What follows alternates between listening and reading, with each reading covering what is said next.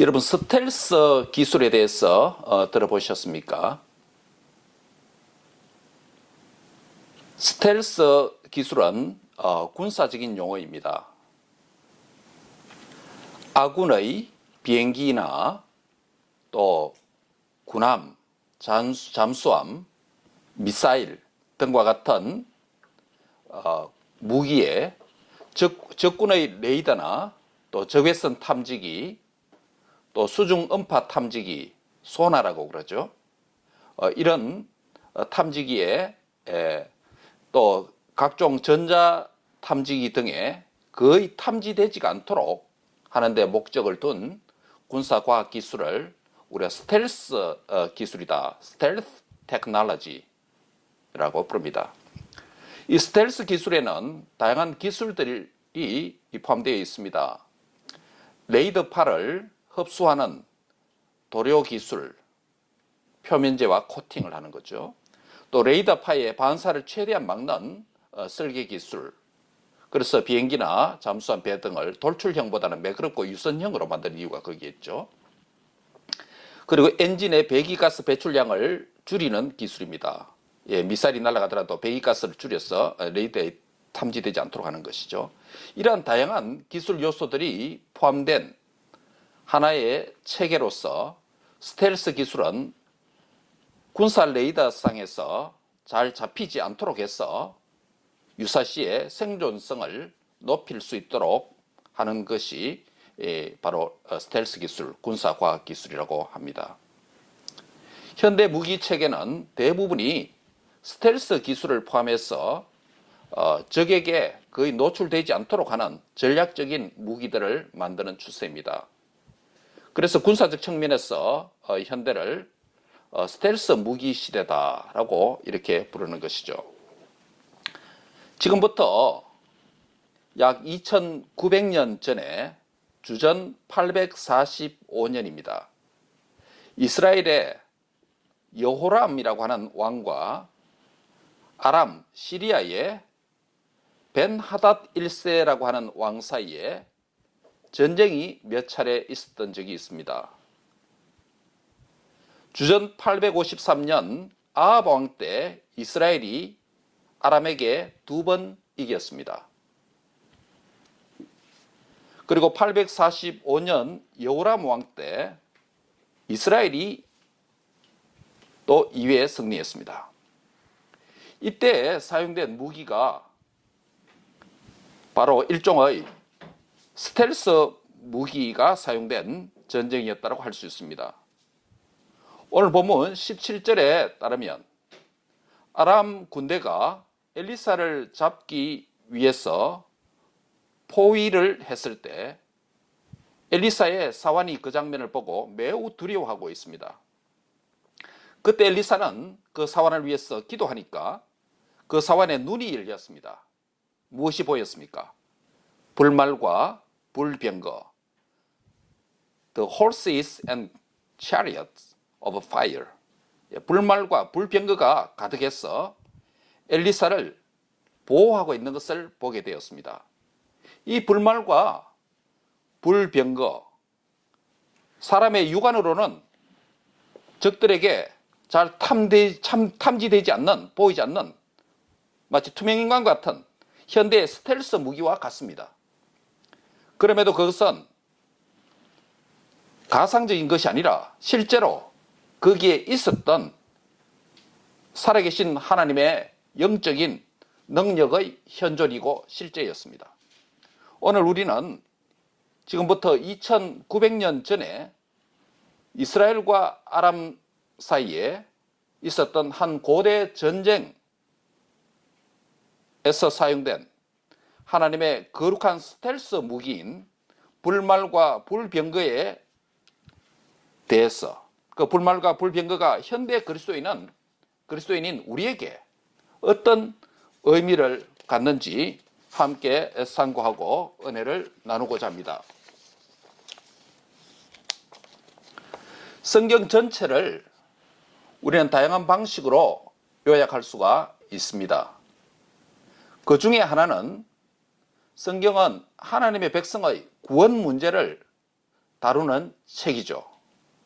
그런데 우리는 하나님의 백성의 구원 문제를 다루는 성경에서 나타난 하나님의 구원 계획과 뜻에 대항하고 대적하는 사람들이 등장하는 장면을 종종 읽을 수가 있습니다. 이들은 우리가 하나님의 대적들이다. The enemy of God. 그렇게 부르죠. 하나님의 구원 역사에 반대한 이 대적들은 살아계신 하나님의 능력의 역사로 말미암아 대적들의 계획이 결국 수포로 돌아가고 패배하게 되어집니다. 그런데 대적들의 반대와 대적에도 불구하고 하나님의 구원 계획과 뜻이 변함없이 계속 진행되어 가고 있습니다. 그리할 때 대적들은 어떻게 됩니까? 마음의 조급함을 느끼게 되고 위기감을 갖게 되고 더 나아가서 패배감에 사로잡히게 되는 것입니다. 이런 경우에 대적들은 종종 극단적인 심한 심리적인 반응을 보이는데 그것이 뭐냐면 분노라고 하는 감정입니다. 성경에서 우리가 각각 신구약 성경에서 한 가지 예를 들어볼까요? 바빌론 포로에서 돌아온 느헤미야가 예루살렘 성을 건축한다라는 소식을 산발랏이라고 하는 사람이 듣고 느헤미야 4장 1절과 7절에 보면 그의 감정을 표출하고 있는데 어떻게 기록해 놓았냐면 크게 분노하였다 라고 말씀합니다.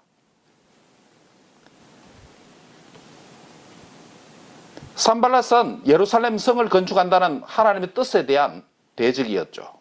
곧 하나님의 대적이었습니다. 하나님의 백성의 대적이기도 하죠. 신약의 한 예를 들어볼까요? 마태복음 2장에 보면 헤롯 왕이 유대인의 왕을 찾아 경배하기 위해서 먼 동방에서 찾아온 동방 박사들에게 이스라엘 왕으로 태어난 아기를 찾거든 나에게 고하여 나도 가서 그에게 경배하게 하라 라고 거짓말을 하죠. 헤롯이 아기 예수님을 죽이기 위한 모종의 악한 괴계를 품고 있을 때 동방 박사들은 아기 예수께 경배와 예물을 드린 후에 꿈에 헤롯으로 돌아가지 말라고 하는 지시를 받았죠. 그래서 그들은 다른 길로 고국으로 돌아가 버렸습니다. 이 사실을 뒤늦게 알게 된 헤롯 왕은 마태복음 2장 16절에 보면 역시 그의 분노를 표출합니다. 뭐라고 말하면 심히 노하였다라고 말합니다. 산발랏이 크게 분노하였다. 헤롯 왕이 심히 노하였다. 이 두 경우에 모두 결말은 이것입니다. 인간의 악한 뜻은 쇠하고 하나님의 뜻은 반드시 이루어진다는 것입니다. 할렐루야. 땅의 악한 계획은 무너지고 하나님의 계획은 반드시 성취된다는 것입니다. 즉 산발랏의 거센 분노에도 불구하고 예루살렘 성이 건축되고 말았습니다. 그리고 아기 예수님을 죽이고자 하는 헤롯 왕의 그 악이 찬 분노에도 불구하고 예수 그리스도를 통한 당신의 백성의 구원을 완성하기 위한 하나님의 뜻과 계획은 세차게 전진되고 말았던 것입니다. 그런데 하나님의 뜻과 계획은 어떤 진공 상태에서 진행되는 것이 아니라 하나님에 대한 그의 백성의 믿음을 통해서, 무엇을 통해서요? 믿음을 통해서, 자기 백성의 믿음을 통해서 하나님과의 그 신뢰 관계 안에서 펼쳐진다라는 사실에 주목하시기 바랍니다. 그런데 오늘 주의 백성이 믿음이 강하면 얼마나 좋겠습니까? 주님의 백성된 저와 여러분이 24시간 7 days 365일 늘 강한 믿음으로 살아가면 얼마나 좋겠습니까? 그러나 종종 우리의 믿음은 인생의 위기나 시련을 만나면 불안하게 되고 두려움을 느끼게 되고 더 나아가서 살아계신 하나님의 능력과 존재를 온전히 믿지 못하는 불신앙, 불신이 찾아올 때가 있다는 것입니다. 이런 점에서 믿음은 상당히 픽스드 된 것이 아니라 생물과 같아서 가변적으로 변화될 수 있는 것이죠. 믿음이 쇠퇴할 수도 있고, 믿음이 낮아질 수도 있고, 떨어질 수도 있고, 그렇죠? 믿음이 또 진보하고 자랄 수도 있는 것입니다. 하나님의 구원 역사를 대적하는 구약과 신약의 한 예를 찾아보았던 것처럼 그 원수들이, 대적들이 갖는 그 분노의 감정, 큰 분노, 그것에 버금가는 곳으로서 주님의 백성이 이와 유사한 것을 가질 때가 있습니다. 그것은 하나님의 구원과 하나님의 뜻과 그분의 능력을 전적으로 신뢰하고 믿지 못할 때 가질 수 있는 것입니다. 그것은 다름이 아니라 불안과 불신의 문제입니다. 불안과 불신입니다. 전자는 원수들이, 대적들이 품는 분노의 문제라면 이것은 우리의 외적인 도전의 문제입니다. 우리 바깥에서 오는 신앙의 도전입니다. 대적들의 분노. 반면 후자는 하나님의 백성된 자가 품는 불안과 불신의 문제인데 이것은 우리의 내적인 문제와 도전입니다. 우리 안에서 일어나는 도전이죠. 이러한 외적인 그리고 내적인 도전들 앞에 살아가는 주의 백성들이 어떻게 믿음으로 신앙의 승리의 삶을 살아갈 수가 있겠습니까? 우리는 이 본문을 삼위일체론적으로 오늘 본문을 해석하고 우리에게 적용하고자 합니다. 오늘 퍼스트 하프를 하고 다음 주에 이어서 세컨 하프를 상고하려고 합니다. 첫 번째 우리가 상고하려고 하는 것은 하나님은 모든 것을 알고 계시는 전지하신 분이다라는 것입니다. 여기서 하나님의 캐릭터가 나타납니다. 뭡니까? 성부 하나님의 전지성입니다. Omniscience of God, our Father. 산발랏과 헤롯 왕의 경우처럼 오늘 우리가 읽은 본문에서 원수의 분노에, 대적들의 그 분노의 감정에 버금가는 주의 백성이 하나님의 능력을 위기 가운데서 신뢰하지 못하는 데서 오는 감정이 뭐라고 그랬죠? 불안과 불신의 문제입니다.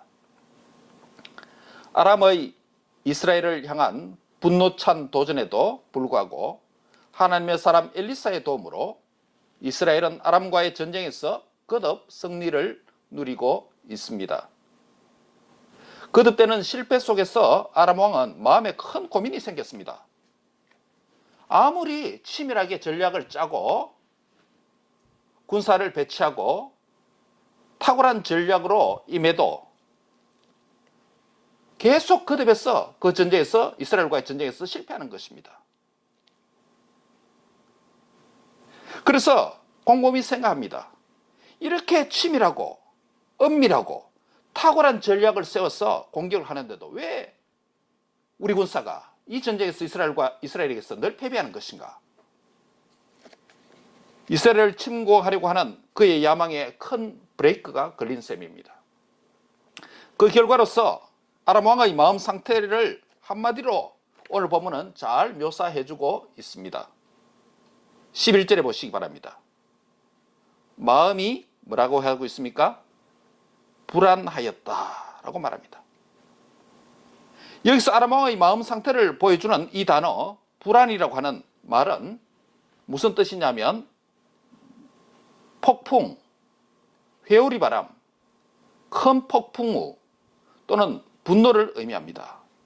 사아르라고 하는 단어를 사용했는데 구약에서 15회 사용되었는데 역사서에서는 오늘 본문에만 유일하게 단 한 번 사용되는 희귀한 단어입니다. 그 의미는 폭풍이나 회오리 바람 같은 엄청나게 큰 분노를 가리킬 때 표현하는 말입니다. 이게 무슨 의미인지 알겠죠? 아람 왕이 이렇게 분노를 느꼈다는 것은, 불안을 느꼈다는 것은 이게 보통 감정이 아니라는 거예요. 아무리 치밀한 전략과 탁월한 전략과 은밀한 공격을 했는데도 불구하고 거듭에서 지니까 군사들이 죽어나가고 실패하니까 얼마나 답답하겠습니까? 그러니까 그의 분노는 폭풍 같은, 회오리 바람과 같은 분노였다는 것이죠. 여기서 아람 왕의 마음이 불안하였다는 말은 과거 미국 루이지애나주의 뉴올리언스시를 휩쓸었던 카트리나와 같은 큰 토네이도 폭풍을 의미합니다. 그런 것과 같은 것입니다. 아람 왕은 마음에 폭풍같이 불어닥치는 번뇌로 인해서 고민하던 끝에 분명히 자기들의 신하들 중에, 신복들 중에 스파이가 있다고, 간첩이 있다고, 첩자가 있다고 그렇게 판단을 내렸습니다. 이렇게 판단하면 다른 어떤 방법이 없기 때문입니다. 분명히 우리의 전략을 적들에게 알려주는 사람이 내 신하들 가운데 있다, 이렇게 판단하게 되었습니다. 왜냐하면 그렇게 은밀하고 치밀한 전략이 거듭거듭 사전에 노출되어서 이스라엘이 다 알고 그것을 이미 방비해버렸기 때문입니다. 그러나 그의 한 신하를 통해서 이스라엘 선지자 엘리사가 어느 정도의 능력이 있는지 소개하고 있습니다. 심지어 아람 왕이 가장 은밀한 처소라고 할 수 있는 그의 침실에서 한 말조차도 엘리사가 다 알아버리고, 그래서 이스라엘 왕에게 미리 알려준다는 사실을 자신의 신하를 통해서 듣게 됩니다. 아람 왕이 아무리 비밀스러운 공격을 하더라도 엘리사의 레이더에 다 잡힌다는 것입니다. 이 점에서 우리는 하나님의 캐릭터가 무엇입니까? 하나님은 모든 것을 아시는 전지하신 하나님이신 줄 믿습니다.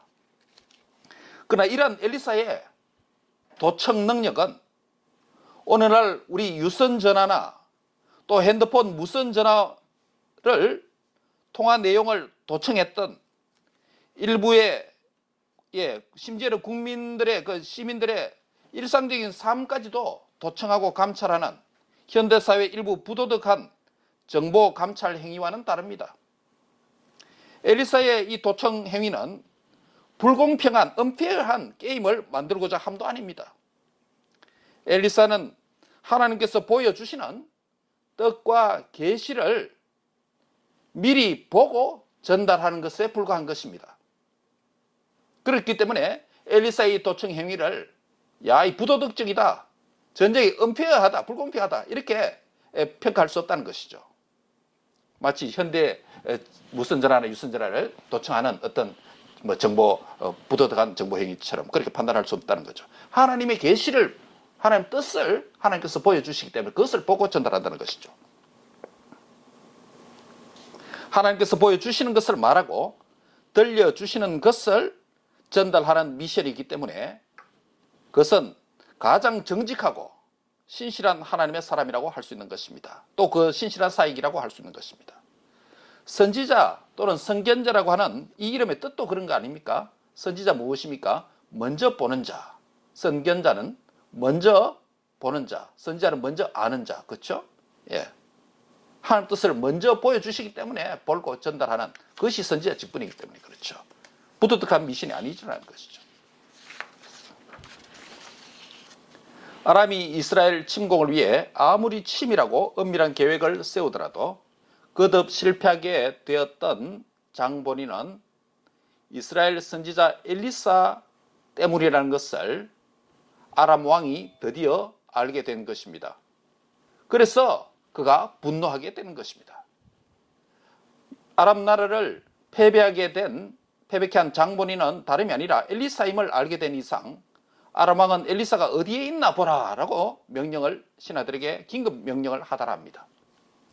엘리사를 찾기 위해 시간이 얼마나 흘렀는지 알 수 없습니다. 아니면 똑똑한 한 신하가 이미 그들의 실패 원인을 다 분석하고 엘리사의 위치를 파악해놓고 그 해결 방안까지 이미 마련해 놓았는지도 모릅니다. 아마 그런 것 같습니다.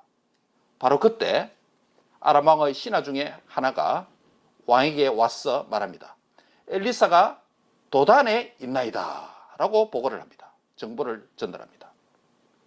히브리어 원문은 이 부분이 완전한 한 문장으로 된 표현이 아닙니다. 보라, behold, 힘내라고 하는 감탄사 하나 사용하고 도단이라고 하는 지명을 나타내는 고유명사 하나를 썼습니다. 한글 번역은 엘리사가 도단에 있나이다 라고 하는 완전문을 표현했습니다. 히브리 원문은 그렇지 않습니다. 단지 두 단어만 씁니다. 하나는 감탄사, 보라, 도단, 이게 다예요. 감탄사 한 개와 고유명사 한 개, 총 두 개의 단어로 아주 짧게 표현한 강조 구문입니다. 이 표현은 엘리사를 찾기 위해 그간 간절한 노력을 기울여 왔고 드디어 마침내 찾았다고 하는 안도감과 감격을 담아서 왕에게 보고하는 아주 간결한 표현인 것이죠. 이 소식을 들은 아람 왕은 너무나도 기뻤겠죠. 드디어 찾아냈으니까. 이스라엘의 레이더를 찾았으니까. 본문 14절에 보면 말과 병거와 많은 군사를 보내어서 저희가 밤에 가서 엘리사가 있는 그 도단성을 포위했다라고 기록하고 있습니다. 야간 기습 공격입니다. 그런데 본문 13절에 엘리사의 위치에 대한 정보를 들은 것과 14절에 엘리사가 있는 도단성을 향한 공격, 정보를 파악하고 공격하는 이 둘 사이에, 즉 13절과 14절 사이에 이 행간에 어떤 내용이 숨겨져 있음을 우리가 알아야 됩니다.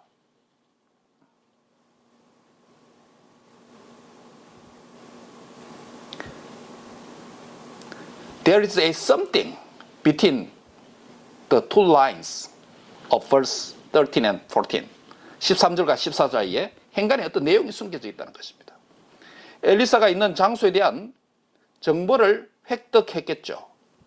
그리고 그 정보의 정확성을 분석하고 엘리사를 잡기 위한 아람 왕과 그의 참모들로 구성된 모종의 비밀 전략 회의가 극비하에 진행되었을 것입니다. 이스라엘을 향한 거듭된 실패로 그의 마음에 몹시 강한 스트레스를 받고 있는 중이었습니다. 자신들의 실패의 장본인이 엘리사임을 안 이상 엘리사는 아람 왕의 눈에 가시와 같은 따가운 존재임에 분명합니다. 더구나 그들이 잡고자 하는 엘리사는 아람 왕이 어디에서요? 침실에서 하는 말조차도 다 알았어. 이스라엘 왕에게 알려주는 신비한 도청 능력, 신비한 통찰력을 갖고 있다는 것까지 알았습니다. 그래서 그들의 전략회의는 극비하에 진행될 수밖에 없습니다. 왜요? 군사 전략을 논하면 다 알아버리니까 미리. 신하가 보고를 했지 않습니까? 침실에 사는 말조차도 안다니까. 그래서 엘리사를 잡기 위한 그들의 전략회의는 고대 사회의 가장 은밀한 장소들 중에 하나인 왕의 침실에서 한 말조차도 엘리사가 다 들어버리고 알아버리고 도청된다는 것을 감안할 때 아람 왕은 아마 침묵을 지키면서 또는 서판에 글을 쓰면서 비밀 전략 회의를 주재했는지도 모르겠습니다.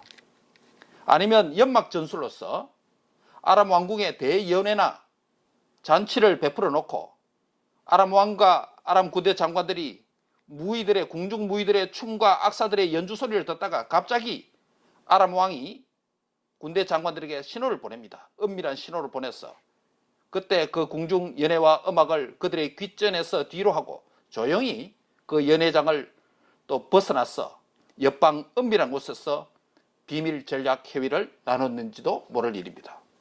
왜요? 침실에 사는 말조차 다 듣고 알기 때문에 노출되면 안 된다는 것이죠. 지금까지의 엘리사의 체포 전략에 대한 말씀을 간략히 요약하면 다음과 같습니다. 13절에서 아람 왕이 엘리사가 어디 있나 보라 라고 정보 수집에 대한 명령을 내렸죠. 그리고 한 신하가 엘리사가 도단에 있다는 정보를 왕에게 보고하게 됩니다. 그런 이후에 본문은 자세한 내용을 밝히고 있지는 않지만 아람 왕은 이스라엘 침공에 앞서서 실패의 장본인인 엘리사를 먼저 잡기 위한 비밀 군사 전략 회의를 주재했는 것 같습니다. 본문 14절부터 19절로부터 14절에서 19절로부터 아람의 비밀 군사 전략 내용은 다음과 같이 진행되었음을 우리가 추론해 볼 수 있습니다. 이 추론은 엘리사를 향한 실제 아람의 군사 행동으로부터 얻을 수 있는 간접적인 접근 방식입니다. 엘리사를 향한 그 실제 아람의 군사 공격은 크게 두 부분으로 나눌 수 있습니다. 14절부터 17절까지는 전반부, 18절부터 19절까지 후반부입니다. 전반부의 첫 시작인 14절에서 아람 왕이 말과 병거와 많은 군사를 보내어 밤에 가서 그 성을 포위합니다. 이 사실로부터 우리는 엘리사가 있는 도단성 전체를 포위망을 구축했다는 것이 아람 나라의 군사작전 제1단계라고 할 수 있습니다. 그리고 아람의 군사 행동의 후반부는 18절부터 19절인데 18절에 보면 아람 사람이 엘리사에게 내려오매라고 기록하고 있습니다. 즉 도단성 전체 광범위한 지역 포위망에서 점점 포위망을 좁혀서 군사작전 2단계가 전개됩니다. 이것은 도단성이라고 하는 대지역 포위망으로부터 엘리사 개인을 향한 대인 포위망으로 점점 좁혀 전환되는 작전입니다. 아람의 이스라엘을 향한 이러한 비밀 공격 계획에 기초해서 그날 밤 아람 군대는 적극적으로 밤에 대규모 군사작전을 기습적으로 감행했습니다. 비밀 군사 전략 회의의 시간과 실제 공격 시간과의 시간적 간격이 크면 클수록 그 정보가 사전에 유출될 가능성이 그만큼 많기 때문입니다.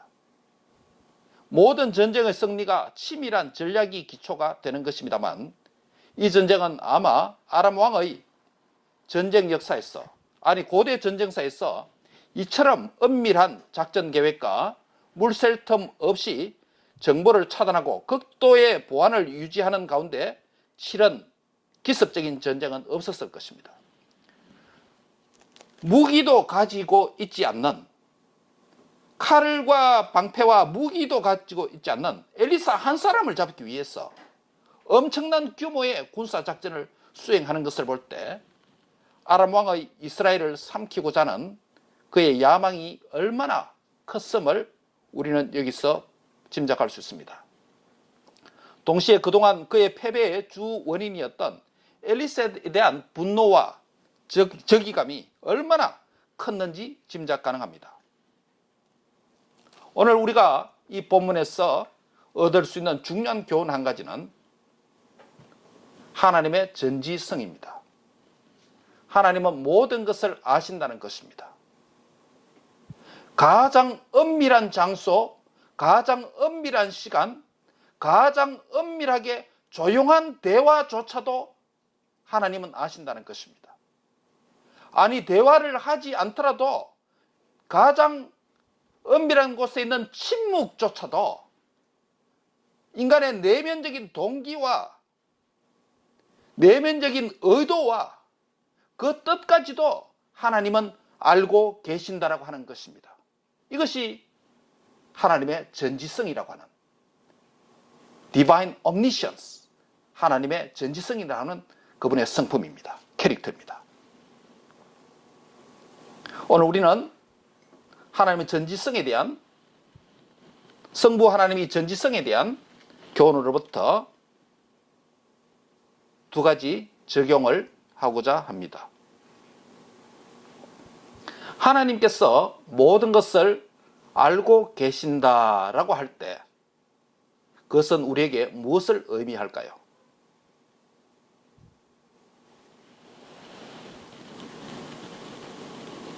하나님께서 모든 것을 알고 계신다라고 할 때 그 하나님은 어떻게 섬겨야 된다는 것입니까? 나는 하나님을 경외해야 된다는 것입니다. 하나님께서 모든 것을 아신다라고 하는 하나님의 이 성품 앞에서 우리가 하나님을 섬기는 방식은 하나님을 경외해야 된다는 것입니다. 경외의 하나님입니다. 두 가지 예를 들으려고 합니다. 인류 최초의 가정 이루었던 아담과 하와의 부부 이야기입니다. 아담과 하와는 동산에 있는 어떤 것도 먹을 수 있고 엔조이할 수 있지만은 선악을 알게 하는 나무 열매는 먹지 말라라고 하나님께서 규정하셨습니다. 하와가 뱀의 유혹을 받아서 따먹고 또 곁에 있는 남편 아담에게 미혹해서 먹도록 했습니다. 그리고 눈이 열렸습니다. 벗은 줄 알고 수치감을 느끼게 됩니다. 죄의 결과는 수치감이라는 것이죠. 그래서 숨었습니다. 하나님이 찾아옵니다. 동산 가운데 거니시면서 아담아 내가 어디 있느냐라고 찾습니다.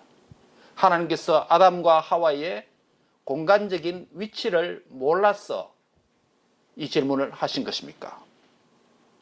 하나님은 아담과 하와와 뱀이 했던 모든 것을 알고 계시는 분입니다. 전지하신 하나님입니다. 내가 어디 있느냐? 몰라서 하는 질문이 아니죠. 네가 어떤 일을 했느냐? 어떤 생각을 했느냐? 어떤 마음을 품었느냐? 어떤 동기를 가졌느냐? 어떤 의도를 가지고 그 행동을 했느냐? 뱀의 이야기를 듣고 행하였느냐라는 것입니다.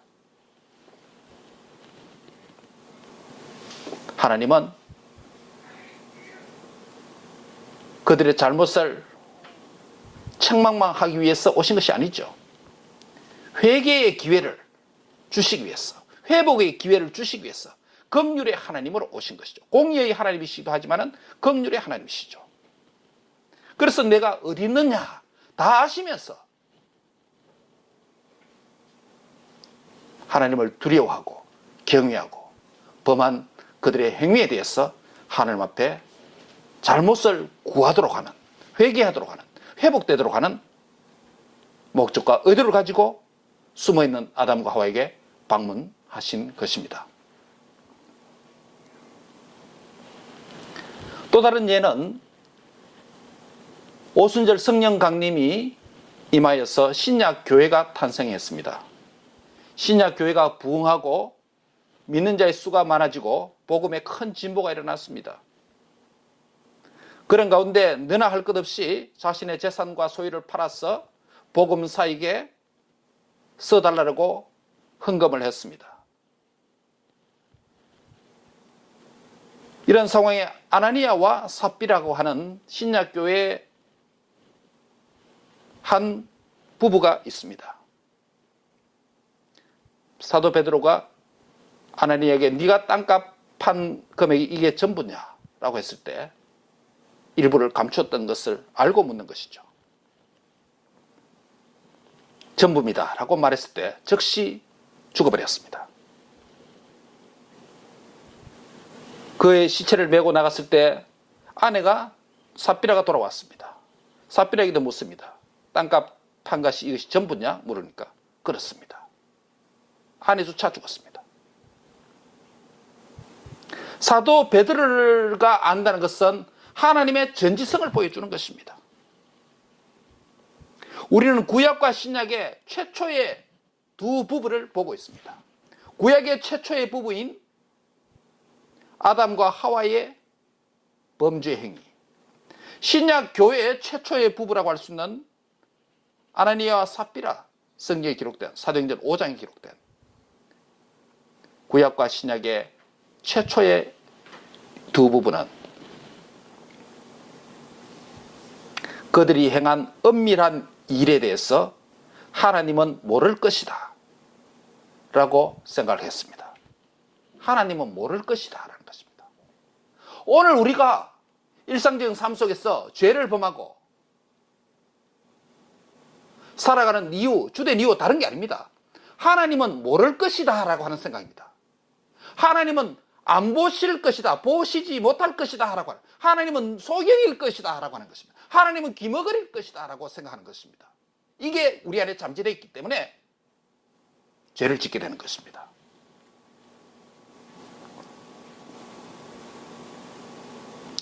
다니엘서 2장 22절에 보면 그는 크고 은밀한 일을 나타내시며, 하나님은 은밀한 일을 나타내신다는 것입니다. 어두운 데 있는 것을 아시며 캄캄한 데서 일어나는 것도 아신다는 것이에요. 또 빛이 그와 함께 있도다.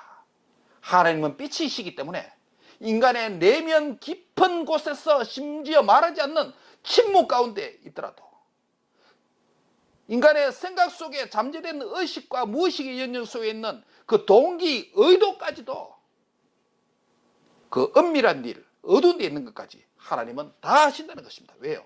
그분은 빛이시기 때문에 드러낸다는 것이에요. 우리가 하나님 앞에 죄악을 감출 수가 없습니다. 그래서 그 하나님 앞에 회개를 해야 된다는 것이죠. 은밀한 일을 드러냅니다. 어두운 데 있는 것을 아십니다. 빛이 그분과 함께 계시는, 영광 가운데 계시는 그분께서 전지하신 하나님이기 때문입니다.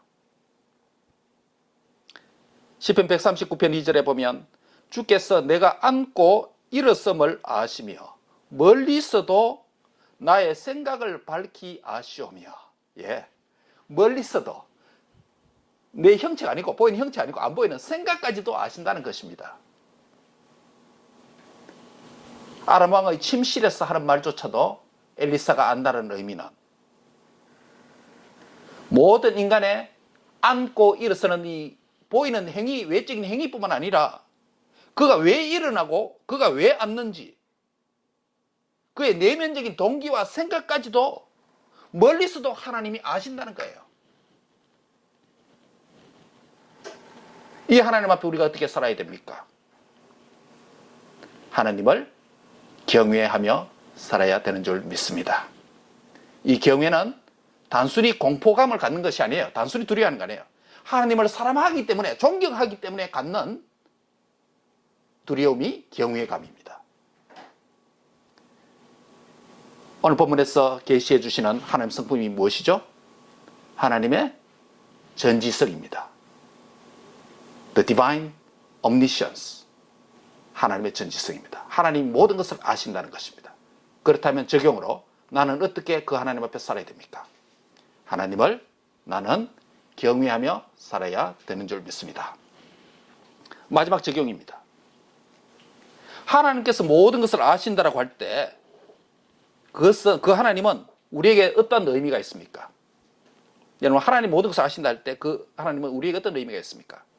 따라합니다. 위로의 하나님. 위로의 하나님입니다. 여러분, 하나님께서 모든 것을 아신다라고 할 때 한편으로는 우리가 하나님을 경외해야 된다는 의미도 있지만은, 하나님께서 나의 모든 것을 아신다라고 했을 때 그분은 나에게 어떤 하나님이냐면 위로의 하나님입니다. 위로의 하나님입니다. 하나님이 어떤 걸 아십니까? 시편 103편 14절에 보면 그가 우리의 체질을 아시며 우리의 몸의 이 재질을 아신다는 것이죠. 흙으로 만들어진 것, 약하다는 걸 아시다는 거죠. 우리가 먼지라고 하는 존재를 주님이 기억하신다는 거고 안다는 것입니다. 103편 10편 14절에 하나님 먼저 우리를 가장 잘 아십니다. 왜요? 그분이 우리를 지으신 창조주 하나님이시기 때문에 우리를 잘 아십니다. 그분이 우리를 가장 잘 아시는 이유가 자기 작품이기 때문에 그렇습니다. 야, 내가 만든 것은 내가 가장 잘 압니다. 그렇죠? 여러분께서 어떤 작품을 만들고 또 인터넷에서 무슨 작품을 만들고 사진을 찍고 무슨 또 아트를 하고 이 모든 것을 작가가 가장 잘 압니다. 그 실수가 뭔지도 알고. 우리를 만드신 그 하나님, 우리의 체질을 아신다. 우리가 먼지라는 존재를 주님이 기억하고 계신다. 알고 계신다. 그렇기 때문에 우리는 하나님 앞에 너무 위장할 필요도 없고 윗세를 떨칠 수도 없고 가식적으로 할 필요 없고, 하나님 아시기 때문에 우리는 정직해야 돼요. 하나님 다 아시기 때문에. 나의 연약함, 나의 흙의 체질이라는 이것도 아신다는 것이. 이사야서 38장 5절에 보면 하나님께서 히스기야가 기도했을 때 이사야를 통해서 이런 응답을 주십니다. 이사야 38장 5절과 열왕기하 20장 5절에 보면 내가 너의 기도를 들었고 내 눈물을 보았노라. 내가 너의 수 안에 15년을 더한다라는 응답을 주시는 장면이 있습니다. 눈물로 기도할 때, 시련 가운데, 질병 가운데, 고통 가운데, 인생의 고난 가운데 병만 바라보고 하나님 앞에 기도할 때에 하나님께서 내가 너의 눈물을 보았다. 내가 너의 중심을 안다. 내가 너의 기도를 알고 기억하고 들어주겠다. 그래서 15년의 연장생명을 연장하지 않습니까? 하나님이 나를 아신다고 할 때 나에게 그분은 어떤 분입니까? 나를 위로해 주시는 분이라는 것입니다. 주님이 안다. 그럼 된 거 아니에요? 인생을 살아갈 때 억울한 일을 많이 당할 수 있습니다. 모함을 당할 수도 있습니다. 어저께 한국에 있는 친구 목사에게 전화를 하면서, 카톡 전화를 하면서, 요즘 제가 우리 친구 목사들에게 또 동료들에게 우리 개척교회 기도 제목 많이 나누고 있지 않습니까? 그런 가운데 한 교수 목사가 있어요. 어느 학교에서 가르치는, 실명은 제가 이야기 안 하겠습니다만, 그 학교에서 다른 교수를 통해서 상당히 모함을 당하고 있대요. 그래서 잘라내려고 자기를. 그래서 제가 그 이야기를 듣고 같이 기도했습니다. 억울한 일을 당하고 모함을 당하고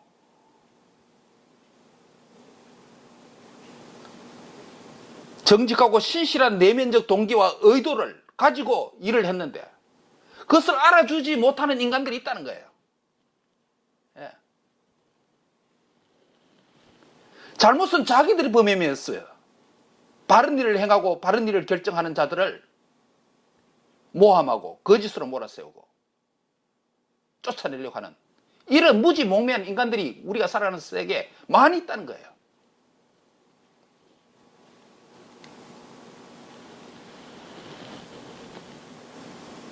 사람은 혹 몰라줄 수 있습니다.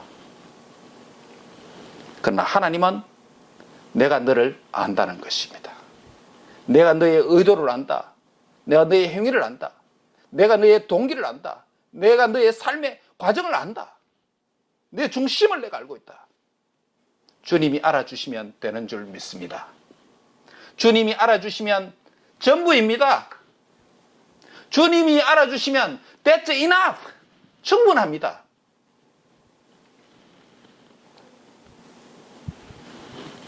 그래서 계시록 2장에 보면 아시아 7개 교회 가운데 한 교회를 향해서 예수님은 이런 말씀하십니다. 내가 너의 행위와 수고와 너의 인내를 알고 안다는 것이에요.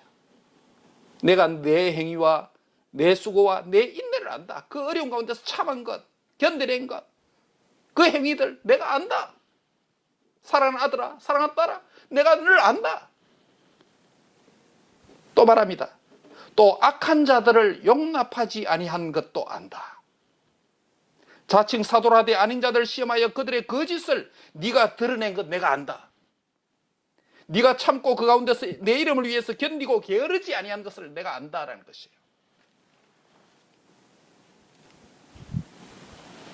악한 자들을 용납하지 아니하고 악한 자들 앞에 무릎 꿇지 아니하고 세상의 권력과 돈 앞에 무릎 꿇지 아니하고 바르게 결정하고 결단하고 행동한 것, 그 악한 자들과 화합하지 아니하고 그 용납하지 않은 것도 내가 안다라고 말씀하십니다. 네가 그들의 거짓을 정직하게 드러낸 것도, 세상 가운데 드러낸 것도 내가 안다는 것이에요. 그런 가운데서 네가 참고 내 이름을 위해서 견디고 게으르지 않은 것을 내가 안다는 거예요. 여러분, 이 말씀 들을 때 얼마나 위로가 됩니까? 하나님께서 모든 것을 안다면 우리는 엄청난 위로 가운데 있는 것입니다. 모함과 거짓과 권력과 돈으로 어시되는 이 세태 안에서, 심지어는 교회 안에서조차 이런 일이 일어나고 있습니다.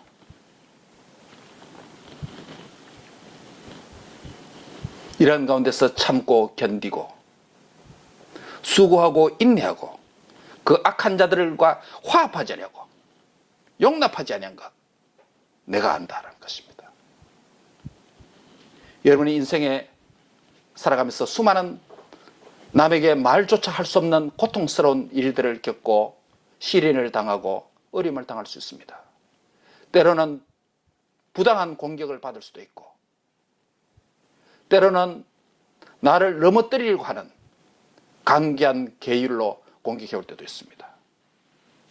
그러나 모든 것을 하나님께 맡기고 전지하신 하나님 그분께 맡겨버리고 이 부분까지 주님이 해결해 주실 것이라고 맡기는, 하나님이 우리의 모든 것을 아신다라고 할 때 그 하나님은 저와 여러분에게 위로의 하나님이신 줄 믿습니다. 말씀을 맺습니다. 오늘은 아람 왕의 침실에서조차 은밀한 대화조차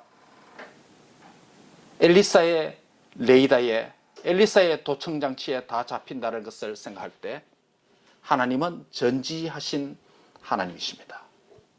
전지하신 하나님의 캐릭터입니다. 하나님의 성품을 전지함이라고 계시하고 있습니다. 이 전지하신 하나님 앞에 우리는 어떻게 살아야 되는가? 두 가지로 말씀드렸습니다. 우리의 어두운 부분, 우리의 죄악을 아신다. 어떻게 살아야 됩니까?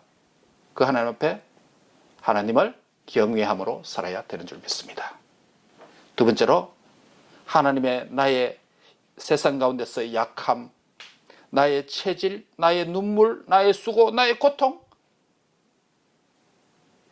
나의 시련의 이유, 동기, 주님이 아십니다. 주님이 아시면 충분합니다. 왜요? 그 하나님이 우리에게 위로의 하나님이시기 때문입니다.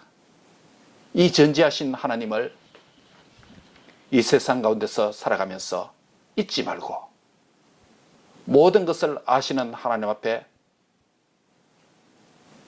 모든 장소에서 모든 시간에서 모든 이슈들마다 하나님을 경외하면서 결정하고 행동하고 판단하시기 바랍니다. 그리고 모든 것을 아시는 하나님 앞에 하나님은 나를 위로하시는 분이다. 나에게 갚아주시는 분이다. 하나님이 아시면 충분한 줄 믿습니다. 아멘. 기도하겠습니다. 하나님 감사합니다. 오늘 2900년 전에 있었던 아람과 이스라엘 사이에 있었던 전쟁 기사를 통해서 아람 왕의 침실에서조차 일어나는 말들을 엘리사가 다 알고 있다라는 사실을 통해서 우리 하나님은 전지하신 분이라는 것을 이 본문을 통해서 계시해 주신 하나님께 감사를 드립니다. 하나님은 전지하신 하나님이시기 때문에 우리가 어떻게 살아야 되겠습니까? 하나님 앞에 경외하는 자가 되게 해 주시옵소서. 죄악을 미워하고 내면적 말과 행동과 생각을 주님 앞에서 할 수 있도록 인도해 주시옵소서. 또한 하나님은 모든 것을 아시기 때문에 하나님 앞에 좀 더 인내하고 하나님 앞에 신실하게 행동하고 정직하게 살고 또 그것을 하나님 알아주시기 때문에 하나님이 우리에게 위로의 하나님인 줄 믿습니다.